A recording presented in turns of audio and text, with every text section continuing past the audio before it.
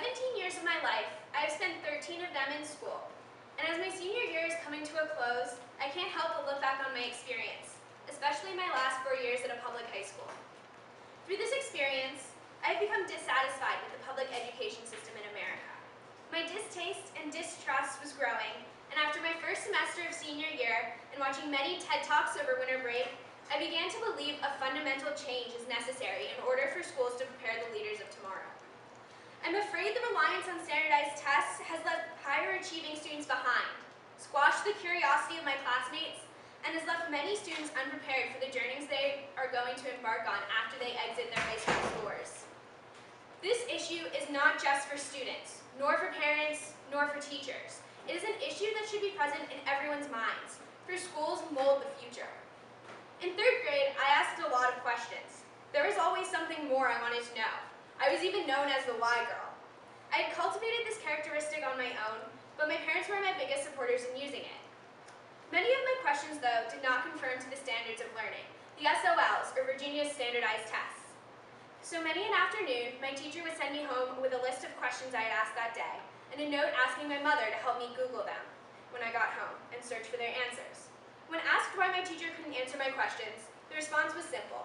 They did not conform to the standardized tests my class was required to take at the end of the year.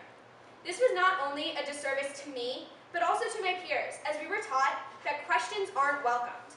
We were taught that a 60-question multiple-choice test in which all answers were learned by rote and taken at the end of the year was more important than our own personal growth, and that nothing we learned mattered, except to enhance our performance on that test. Although I did not realize it when I was 8, the repercussions of my deflected questions have stuck with me. In high school, many would expect that this would change. Students about to enter the real world ought to know that the answers will no longer be in front of them with 4 answer choices, A, B, C, or D. Some teachers invite questioning, while others attempt to suppress it. Not only is it curiosity that these standardized tests kill, though, but learning environments as well. Many of my friends are in a 37-person AP calculus class, because my school would rather have 2 more 20-person Algebra 2 classes. You guessed it, a class required by the standards of learning. There are barely enough desks, and it is impossible for their teacher to captivate students' attention, cater to all their learning styles, and answer all their questions. My school is trying to help its students, yet it doesn't realize that it leaves the highest achieving ones behind. In every hallway, there's a flag that reads, "Keep calm and pass your SOLs." But what about our AP tests? APs are more strenuous, much longer, extremely difficult, and are even considered to be equivalent to college classes. Yet the school system doesn't give nearly as much attention to them. Students must rely on their families or their own incomes to cover the cost of the test, which happens to be $90. While my peers who pass their SOLs receive an ice cream social, my peers who pass their AP exams receive a good job and maybe a pat on the back. What kind of message does this send to our nation's highest achievers? It tells them that their success doesn't matter, that their scores won't get the school accredited, nor increase state funding. There is so much potential that school systems regard to focus on standardized tests. And with reliance on standardized tests, No Child Left Behind's implementation in 2001 has since lowered the standards for students, allowing more to continue in their education that aren't ready for the next step.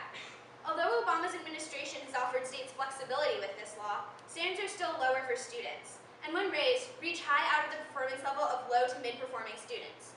The College Board, a nonprofit testing organization, reported that only 43% of college-bound seniors who've taken their test met their college-ready standards, meaning more college students have to take remedial courses.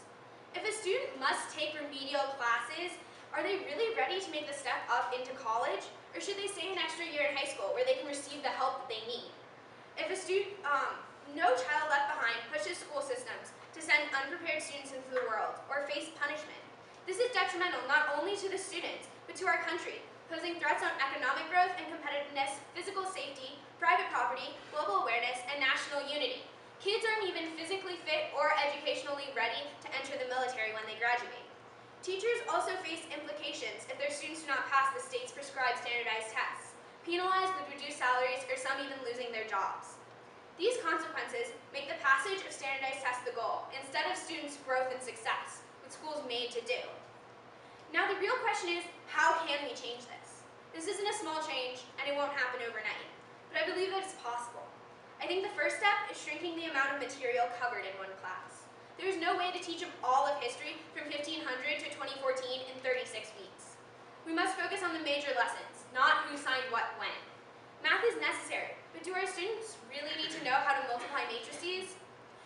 amount of material is cut in half, teachers can go more in depth instead of just scratching the surface. When students have this knowledge, they are better equipped to make decisions about tomorrow. Benchmarks are necessary, but it's time to move away from a field dominated by 4-option multiple choice tests. Students need to be able to communicate their own ideas and thoughts through their writing, not by choosing 1 letter out of 4. Slowly, our schools will change for the better, and students will once again be engaged in learning and prepared to enter the ever-changing world and one in which their creativity is cultivated. The American public education system is in a very large pickle as it tries to determine the reliance and necessity of these standardized tests. I'm concerned that our current system weighs standardized tests too heavily, in return not preparing its students to enter the world. Schools are supposed to mold our minds to create a more knowledgeable generation of people who will one day run this country. I find the public school systems doesn't do its job well. This concerns me because one day my peers and I will run this country. With our lack of preparedness, we can falter. We have so much untapped potential lying idly by while we fill in letters on a Scantron. Students' individuality, curiosity, and creativity are lost due to these standardized tests, but I have great faith that major reforms in time will once again prepare students to be the future leaders that we need.